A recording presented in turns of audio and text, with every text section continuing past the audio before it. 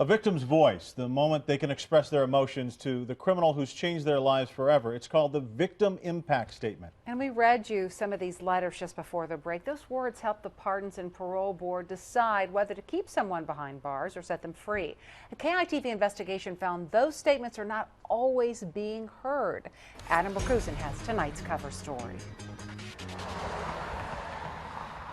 Sometimes I would go to bed at night and I would think, surely I'm just going to die in my sleep because my heart can't keep on beating. Liz Smith is a mother. Cute little boy. Oh my gosh, he was so cute. A survivor. He was fun and he was an easy kid. A victim. The front is blank, kind of symbolizes a hole in her heart. Her son robbed of his life. He was killed almost instantly. A drunk driver hit and killed Adam Smith back in 2006. We wouldn't leave until the DPS officer got there and told us that it was real, because you don't want to believe it. He was only 16 years old. And we found his glasses. Those are his glasses. Yeah. His mother got to address her pain in court. And actually, when I wrote this, I said it hurts worse now than it did right after the accident because the shock is worn off and reality is setting in. Smith is just one of the thousands of Texans each year who fill out a victim impact statement. It says, my grief is beyond words.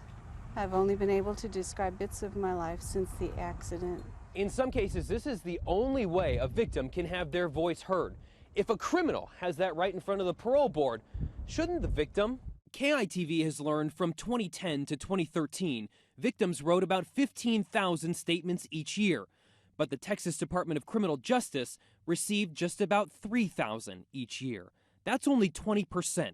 So what happened to the rest? So if the court does receive it back, it by law has to go somewhere. Exactly. They are charged in the law in what to do with that and making sure that it becomes, again, like I said, a part of their commitment papers. Cindy Yon is the Victim Services Coordinator for the Bexar County District Attorney's Office. When you see in a little child's handwriting that says, I just don't want him to hurt anybody else, things like that. I can't imagine that you couldn't not be affected by what's going on. While she keeps on top of her county, she says breakdowns in the system can happen in many different places. I had a person one time that told me her elected DA wouldn't let her mail out victim impact statements.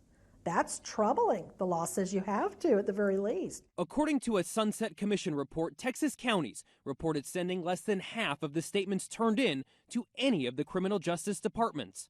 Everybody who touched his file needs to see that.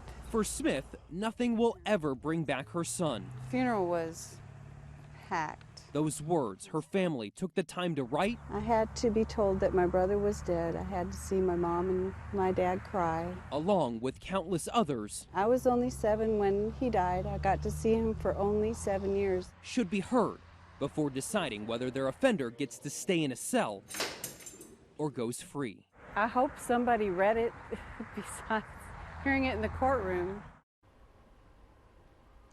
New rules are putting procedures in place to help these statements get where they need to go. The Texas Board of Pardons and Paroles told us the board reviews a number of factors when making a decision. The victim input and the victim impact statement is very important when making a release decision. The board thoroughly reviews all information received by the victim.